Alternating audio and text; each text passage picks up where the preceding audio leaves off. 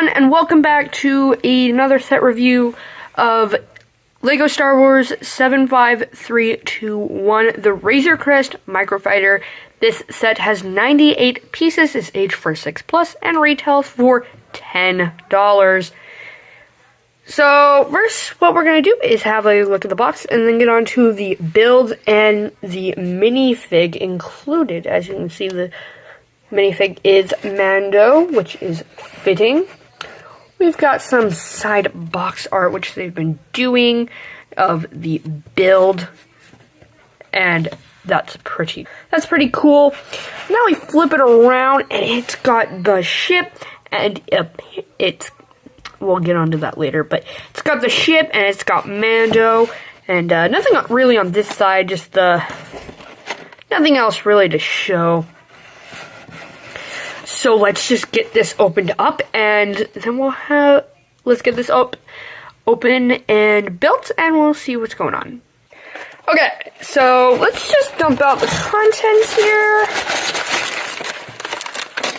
Okay, so the box, when I was opening it, got a little torn, but other than that, in good condition. I like to keep my boxes in good condition, so that's good.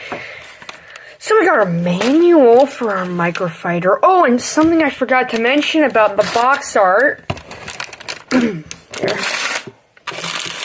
is that they're doing that little black streak.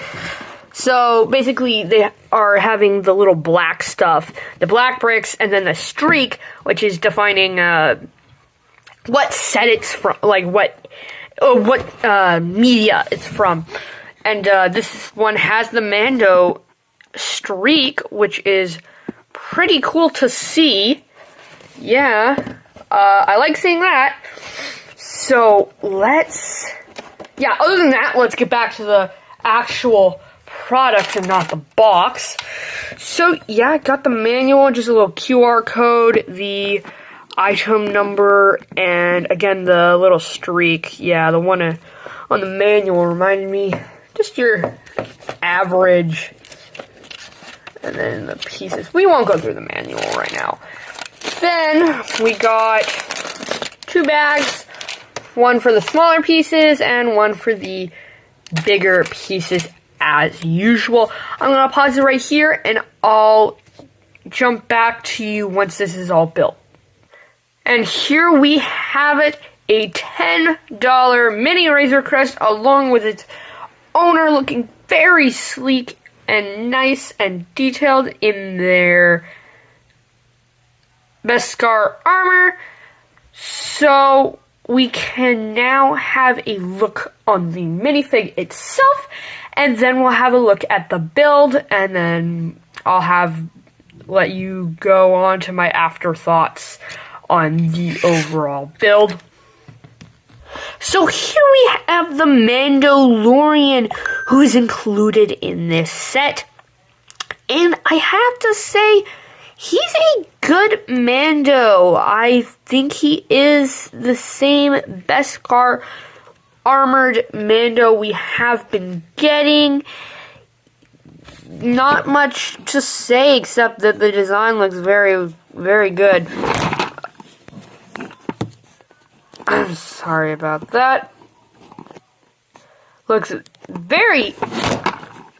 Not much to say other than it looks very, very good. I'm gonna actually compare it to see if it is a different Mando.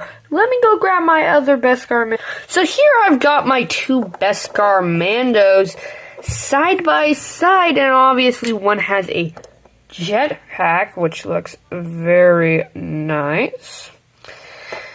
But I honestly think they're the same figure. I don't see any difference.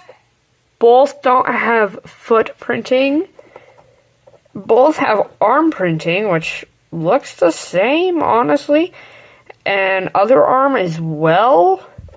The chest piece looks similar. I don't see any difference in the legs or waist. I think it is the same figure, and it would make sense for LEGO just to use the same minifig, because then they can produce it to multiple different sets, and it's just easier that way. So yeah, very good looking Mando, and he's got, both Mandos do not use a headpiece. This new Mando in the Microfighter is just a blank head, and this one is also the blank head. This one has back printing, looks very nice back printing. This one also has back printing that is also covered up, and I don't see any differences between those either. So I think they are the same Mando, and honestly, I would not be surprised. I doubt they would make a different Mando when it's easier just to put him be the same. Nevertheless, very good Mando. Think it's very well done minifig, and I don't have too much else other to say about it. So nothing new, but nothing you wouldn't expect an exclusive Mando in a Microfighter. I mean, it'd be cool, but I at least wouldn't be expecting one. So let's look at the ship. Now that we've traded in Mando for the Razor Crest, we'll start at the top. It's using at the front and move backwards. It's got the new stud shooters that they've been using.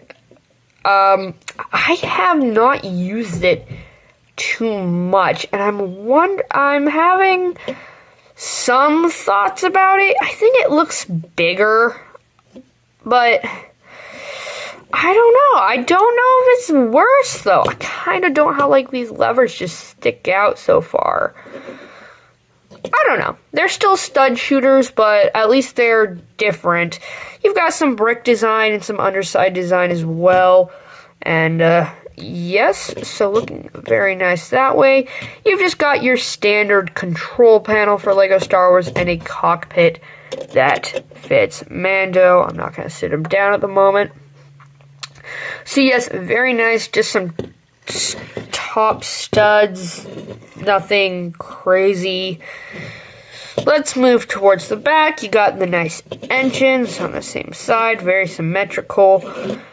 And when you get to the back, it's kind of cool how the back can drop open. You can't store anything in there. Nice hidden compartment. Yeah, it's a nice area and a nice little feature. Then it's just got some standard landing gear. Overall, I think it's a nice brick-built Razor Crest. I kind of don't like these things, how they jut out.